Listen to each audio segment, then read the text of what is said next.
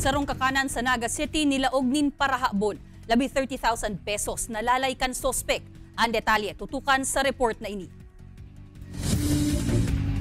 Pasaan sa rong porsyon kan glass door, mayo naman ang nawalat na benta sa laog kan kaha. Arog na kaini naabutan kan cashier na si Margie ang pigtatrabahuhan na restaurant sa may Panganiban Drive, Naga City, pasado alas 6 nin aga kan petsa 2. Nasa 38,000 pesos subuot ang nalalay kan dai panabibistong sospek. Parte kan benta ninda antes ang paglaog kan bagong taon. As in, nakulang kwarta to para sa may saderita, perang aldaw tong benta. Kasali na po kayo naman si benta kang pantry sa ibang negosyo ko ni may sadere. May kutsilyo man as in pidaso nin tiles na nakuha sa laog kan restaurant na sa pagtubod ninda Margie, iyong ginamit kan parahabon nganing pasaon ang pintuan.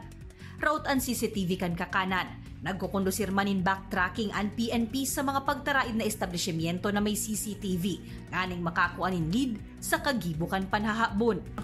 Nakalak lang po yan. Siguro po papalagyan na po yan ng roll up or maglagay po ng CCTV. Ang pirming patanid kan mga otoridad, mas maray na ang pirming nagpapasiguro.